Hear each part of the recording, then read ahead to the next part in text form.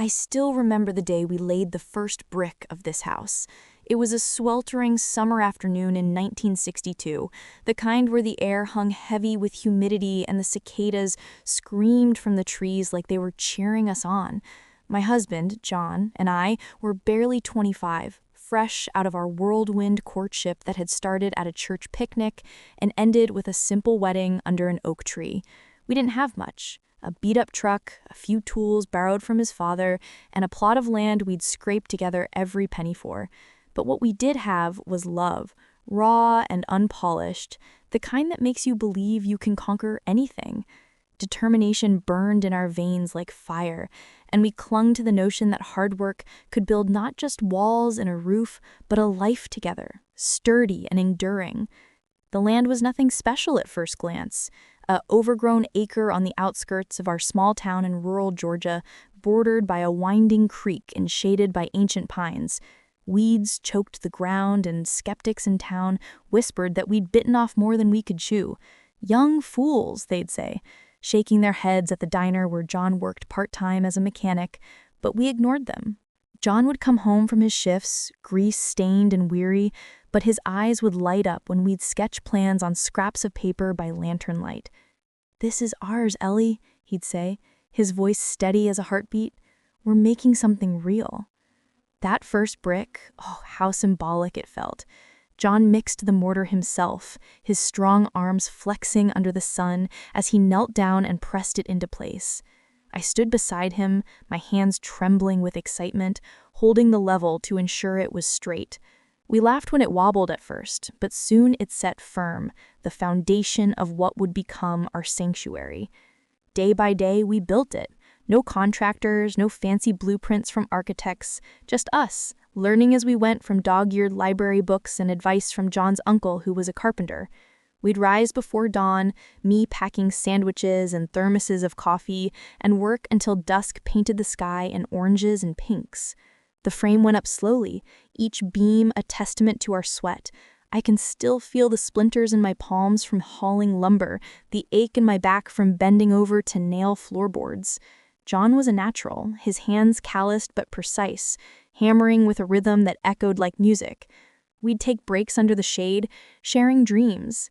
"Imagine a porch big enough for rocking chairs," he'd say, wiping sweat from his brow, "and a garden out back where you can grow those roses you love." I'd smile, leaning against him, the scent of sawdust and earth mingling with his familiar musk. Those moments weren't just pauses, they were the glue holding us together. By fall, the walls were standing, and we moved in before the roof was fully shingled, sleeping under tarps during rainstorms that tested our resolve. Money was tight. John's job barely covered the basics, and I took in sewing from neighbors to make ends meet, but we persevered. The porch out front, the one that wraps around like welcoming arms, that was John's pride. He hammered each nail with his own hands, cursing under his breath when he'd bend one, but persisting until it was perfect. "Has to be strong," he'd grunt, "for the kids will have some day and their kids after that." I painted it white, my brushstrokes careful, imagining future generations scampering across it. Inside, the kitchen became my domain. Barefoot on the cool linoleum we'd laid ourselves, I'd experiment with recipes from my mother's old cookbook, the aroma of stew or fresh bread filling the air. John would sneak in, teasing me for dipping a finger into the pie filling before it cooled. "Can't resist, can you, Ellie?" He'd laugh, pulling me into a dance around the table, our feet shuffling to an imaginary tune. Those were the simple joys, the ones that money couldn't buy. The bedroom upstairs with its slanted ceiling and single window overlooking the creek, that room witnessed everything. Our whispered dreams late at night, plans for the future scribbled on notepads, our prayers, heads bowed together during tough times like when the creek flooded and ruined our first crop. Our arguments, sharp words over finances or fatigue, but always followed by making up, his arms around me, murmuring apologies into my hair. And the garden. Lord, the garden was our haven. John tilled the soil by hand, his back glistening under the sun, while I planted seeds, tomatoes, beans, and those roses he promised. They bloomed defiantly, even in lean years, their petals a reminder that beauty could thrive amid hardship. Every corner of this house carried our essence, our sweat from long days, our laughter echoing off unfinished walls, our tears when setbacks hit, like the time a storm tore off part of the roof and we huddled together, vowing to rebuild stronger. Our first child arrived 2 years later, a boy we named Thomas after John's father. The house seemed to come alive with his cries, transforming from a shell into a home. I remember pacing the creaky floors at night, rocking him in the armchair John had carved from oak scraps. Soon came Sarah, then Emily, each birth marking a new chapter. We measured their heights on the kitchen door frame, John holding them steady while I scratched their names in crooked letters above the lines.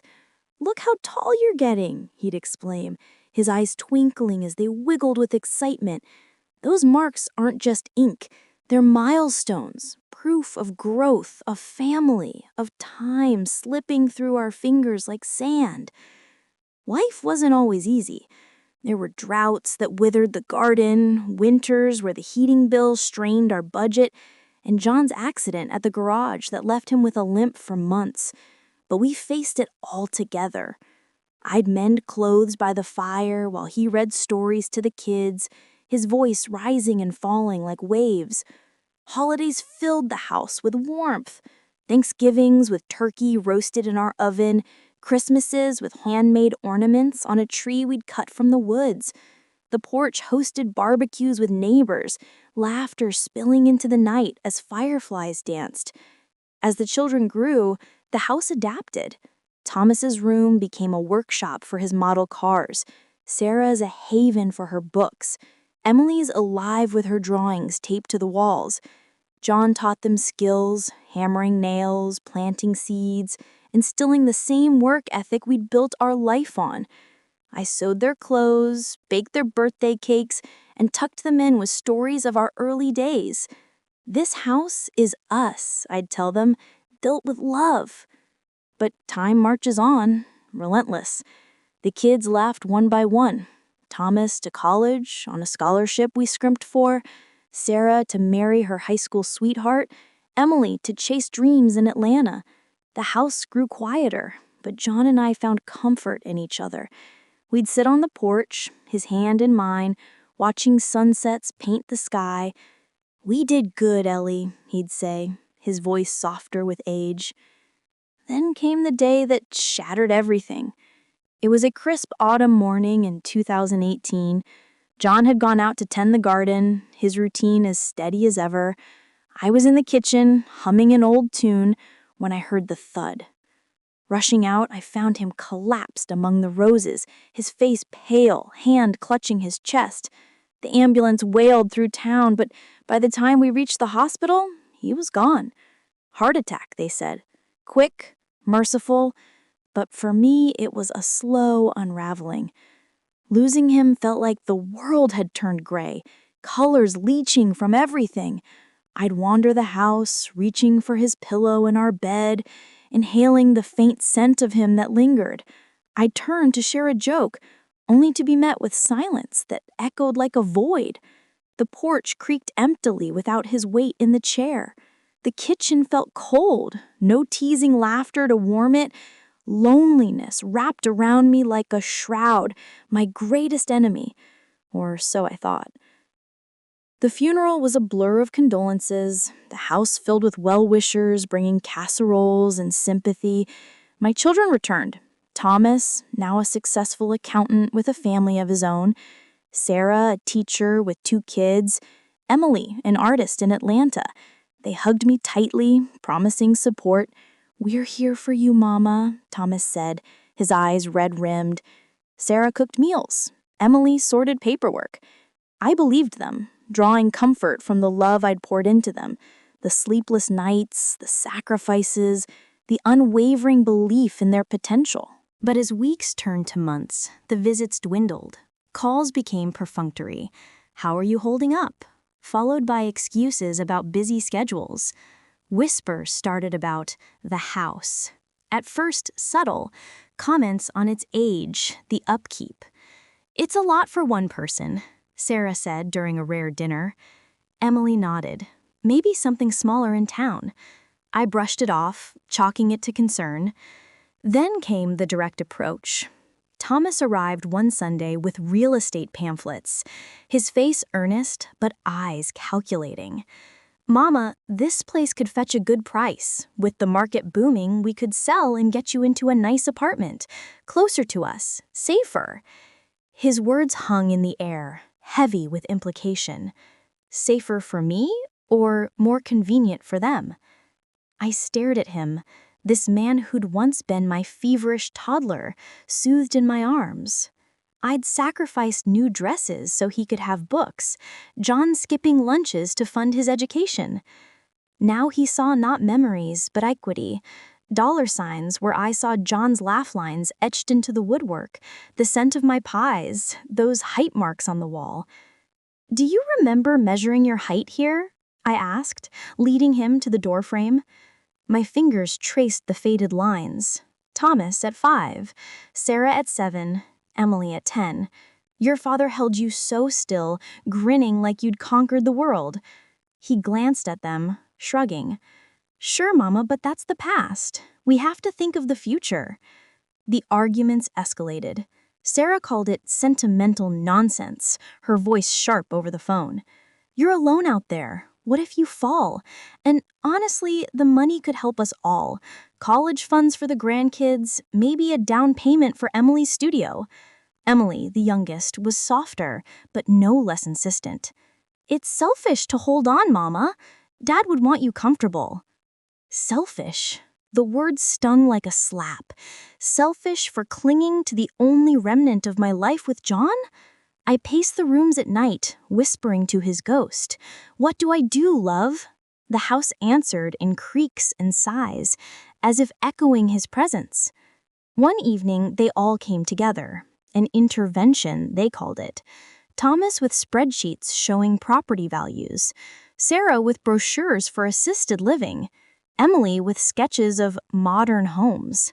"Sign here, Mama," Thomas urged, sliding papers across the kitchen table. "It's for the best."